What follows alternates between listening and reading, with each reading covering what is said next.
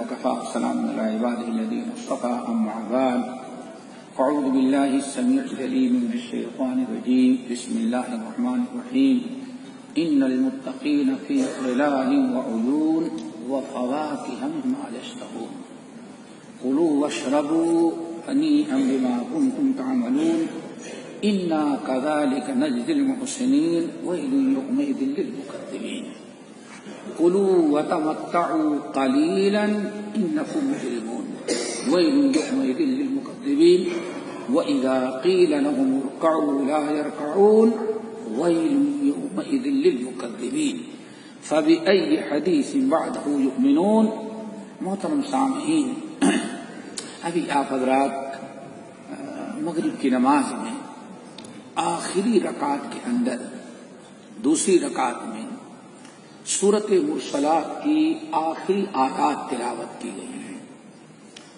سورۃ المرسلات نہایت اہم سورتوں میں سے ہے. پہلے تو اللہ تعالیٰ نے کئی مخلوقات کی قسم کھائی. قسم کھانے کے بعد اللہ رب العالمین قیامت کے مناظر پیش کیے. قیامت کے دن آپ حضرات جانتے ہیں فریق فی الجنت و فریق فی السعیر. قیامت کا مطلب ہی ہے کہ حساب کتاب کے بعد ایک گروہ جنت میں جائے گا اور ایک گروہ جہنم میں جائے گا. قیامت کا یہی مقصد ہے لتجزا کل نفس بما تسعی. پھر اللہ رب العالمین نے آخر میں متقین اور مجرمین کا پھر تذکرہ کیا. فرمایا ان المتقین فی ظلال وعیون وفواکہ مما یشتہون.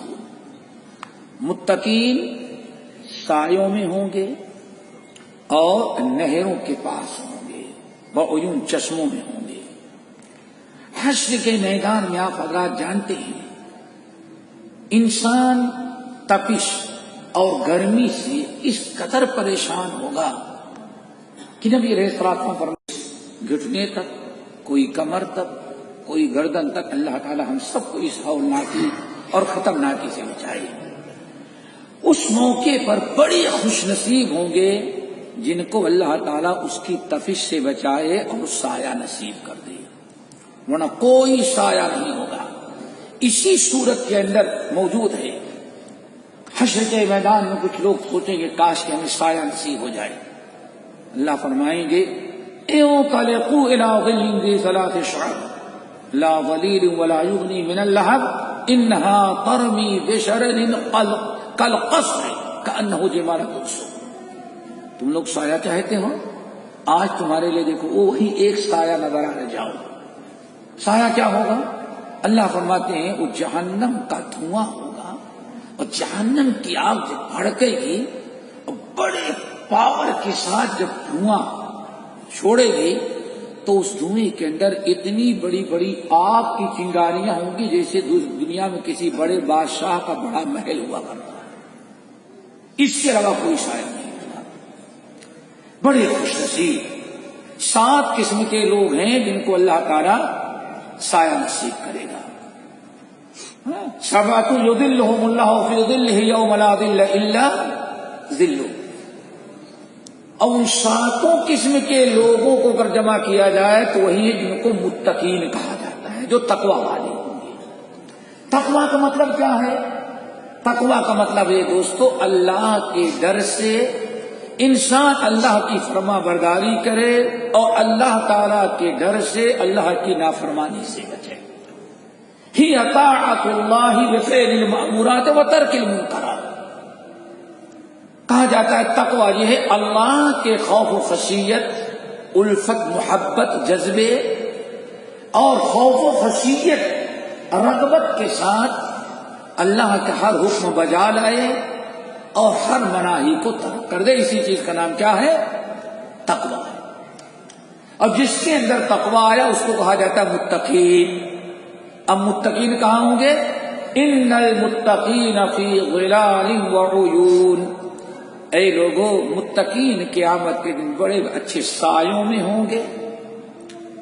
اور سایہ ہی نہیں، ایسے درختوں کے سائے میں رکھے جائیں گے وعیون جہاں چشمے بھی بہتے ہوں گے. نہ سائے کی کمی اور نہ پانی کی کمی. کم سے کم 4 چشمے اور 4 نہریں تو ہوں گی، ایک دودھ کی، ایک شہد کی، ایک میٹھے پانی کی، ایک شراب کی، وخمر لذت للشاربین. کیا پوچھنا، یہ 4. اب آپ ذرا سوچیں رب العالمین کا کرم. آج شیطان نے ہمیں کتنا ورگلایا کہ آج یہ بازو بیٹھے ہوں گے لوگ حی الصلاۃ کہنے کے بعد نماز پڑھنے کے لیے بھی آنے کے لیے تیار ہیں. رب کا ڈر نہیں، انسان کے اندر تقویٰ ہو تو ہر عمل کرنے کے لیے تیار ہوگا. اللہ ہم سب کو تقویٰ نصیب فرمائے. خوب کثرت سے دعا کیا کریں تقویٰ کے لیے. اللہم انی اسألک الہدی والتقی والعفاف والغنی. دعا مانگے اللہ ہمیں تقویٰ، ہدایت، پاک دامنی، بے نیازی اللہ تعالیٰ نصیب فرمائے. تو یہ تو متقین کا معاملہ ہے. ان المتقین فی ظلال وعیون. پھر سایہ نصیب ہو گیا، پینے کے لیے پانی نصیب ہوا. اب آگے کیا؟ وَفَوَاكِهَ مِمَّا يَشْتَهُونَ. اور ایسے ایسے پھل، ایسی ایسی غذائیں ہوں گی کہ جس کا حدیث کے اندر تذکرہ آیا اور قرآن کہتا ہے کسی ان کا نام سن سکتے ہو، مَا لَا عَيْنٌ رَأَتْ وَلَا أُذُنٌ سَمِعَتْ. اس جیسا پھل نہ کبھی انسان نے آنکھوں سے دیکھا ہوگا، نہ کبھی کھایا ہوگا، اور نہ انسان سوچ سکتا ہے کتنے اچھے ہوں گے. وَفَوَاكِهَ مِمَّا يَشْتَهُونَ.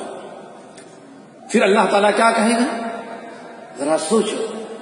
سایہ، پانی اور جنت کی غذائیں یہ متقین کو مل رہا ہے. پھر اوپر سے کیا اعلان ہوگا؟ کُلُوا وَاشْرَبُوا هَنِيئًا بِمَا أَسْلَفْتُمْ فِي الْأَيَّامِ الْخَالِيَةِ. واہ. کُلُوا وَاشْرَبُوا، کھاؤ پیو مزے لے کر کے، جزاء بما كانوا يعملون. یہ تمہیں اس لیے ملا ہوا ہے دنیا میں جو تم نیک اعمال کرتے رہے. میرے بھائی، جنت کی کوئی چیز انسان خرید نہیں سکتا. سب کا عمل کی قیمت کیا ہے؟ ایمان اور عمل صالح. اسی لیے کسی نے بہت اچھی بات کہی کہ جنت اور جہنم کی بکنگ آفس ہے یہ دنیا، عمل دے کر ٹکٹ لے لو جہاں جانے کی خواہش ہو. جنت حسب نسب سے نہیں. اگر حسب نسب ذات برادری سے جنت ملے تو ابو لہب کبھی جہنم میں نہ جائے، ابو طالب کبھی جہنم میں نہ جائے. کیوں؟ نبی علیہ الصلوۃ والسلام فرماتے پوری کائنات میں سب سے اونچا حسب جو تھا اللہ نے مجھے اس میں پیدا کیا. آپ کے حسب نسب سے اونچا حسب نسب کائنات میں کسی کا نہیں. لیکن ایمان عمل آپ کے حسب نسب والوں کو بھی جنت میں جانے کی شرط ہے. ابو لہب آپ کا چچا آپ کی ولادت کے بعد کتنی خوشی منایا، یہاں تک کہ باندی آئی، آقا مبارک کو بڑا اچھا خوبصورت بھتیجا پیدا ہوا ہے. نبی علیہ السلام کی ولادت پر کی خبر سن کر کے خوشخبری سنانے والی وادی کو اس نے آزاد کر دیا. لیکن اس کے باوجود جب اللہ تعالیٰ نے آپ کو نبی بنایا، بھتیجا تو مانا لیکن نبی آپ کو نہ مانا. آپ کو اپنا سگا تو مانا لیکن آپ کو رسول تسلیم کرنے کے لیے تیار نہیں. نتیجہ وہی چچا جو بڑی خوشی منایا تھا، خوشخبری دینے والی وادی کو غلامی سے آزاد کیا، اسی کے بارے میں اللہ نے کیا فرمایا؟ تبت یدا ابی لہب وتب. چچا اور چچی دونوں بدبخت جہنم. اور قیامت تک کے لیے سورت نازل کر دی. تبت یدا ابی لہب وتب ما اغنی عنہ مالہ وما کسب. بہت مال تھا، بہت دولت تھی، بہت کچھ کیا تھا، لیکن اللہ نے کہا کوئی چیز اس کو جہنم سے بچا نہ سکی. تو میرے بھائیو ضرورت ہے عمل. اللہ نے فرمایا کلوا واشربوا ہنیئا بما کنتم تعملون انا کذالک نجزی المحسنین. نیک عمل کرنے والوں کو ایسے ہی بدلہ ہم دیں گے. کسی ایک کے ساتھ ایمان اور عمل صالح. انا کذالک نجزی المحسنین. یقیناً ہم نیک لوگوں کو ایسے ہی بدلہ دیں گے. اللہ تعالیٰ سے دعا کرو ہم سب کا شمار متقین اور محسنین میں ہو جائے. پھر کچھ لوگ اور ہیں جو محسنین میں شامل ہونے کے لیے تیار نہیں، بلکہ مجرمین. ان کے بارے میں اللہ نے کیا فرمایا؟ جو نہ نماز کے لیے تیار، نہ روزے کے لیے تیار، نہ تلاوت قرآن کے لیے تیار، اللہ کے ڈر سے خالی، دل ان کا سینے میں سب کچھ ہے، محبت ہے، مال کی، اولاد کی، خاندان کی، قرابت کی، یہ دنیا داری سے بھرا ہوا ہے، مال و دولت، دنیا کی ساری چیزیں دل میں، لیکن دل خالی ہے تو تقوی سے خالی ہے. سب کچھ دل میں ہے، بچوں کی فکر، بچوں کی شادی کی فکر، اپنے کاروبار کی فکر، ترقی دینے کی فکر، ساری فکر موجود ہے، لیکن یہ دل خالی ہے تو تقوی اللہ سے خالی ہے. اللہ نے ان کے بارے میں کیا فرمایا؟ کلوا وتمتعوا قلیلا، اے بے ایمانو کھاؤ پیو مستی کرو. کلوا وتمتعوا، کھاؤ پیو رند رہو، وتمتعوا خوب مستی کر لو، مرمانی زندگی گزار لو. جاؤ رات بھر 15 منٹ کے لیے، عشاء کی نماز تو نہیں، فرصت اس کے لیے، رات بھر پارکوں، کلبوں، شراب خانوں، کارنش پر مزہ آتا ہے، اس کو حرام کاریاں کرتا ہے، کر لو، اللہ تعالیٰ چھوڑ دے، لیکن یاد رکھنا اپنا انجام. کلوا وتمتعوا قلیلا، بے ایمانو کھا پی لو، مستی کر لو، لیکن انکم مجرمون، تمہارا شمار اللہ تعالیٰ کے ہاں مجرموں میں ہو چکا ہے. کلوا وتمتعوا قلیلا انکم مجرمون ویل یومئذ للمکذبین، یہ مستی کرنے والے، جھٹلانے والے، ان کے لیے قیامت کے لیے سوائے تباہی بربادی کو کوئی چیز نہیں ہے. ویل، حضرت عبداللہ بن مسعود رضی اللہ عنہ کہتے ہیں، معلوم ہے لوگ ویل کیا چیز ہے؟ لوگوں نے کہا نہیں، کہا جہنم کے سب سے نچلے گڈھے میں، سب سے گہری ایک وادی، کنواں ہے، وہی اسی کا نام کیا ہے؟ ویل. اور یہ مجرمین اسی میں شامل کیے جائیں گے. اور مجرمین کا سب سے بڑا جرم میرے بھائی ذرا غور سے سن، مجرمین کا اللہ نے 10 نمبری قرار دے دیا، انکم مجرمون، تم مجرم ہو، اللہ کا مجرموں میں شمار ہو گیا. کلوا وتمتعوا قلیلا، چند دن مزے اٹھا لو، موت آنے کی دیری ہے، اس کے بعد تمہارا حشر معلوم ہو جائے گا تمہیں. تو سب ٹھیک ہے، کیا مجرم ہے؟ شراب پینے والا، زنا کرنے والا، چوری کرنے والا، ڈاکو، چور، رشوت خور، کون ہے؟ اللہ تعالیٰ ان مسلمانوں کرماگوں کو سمجھ کون ہے.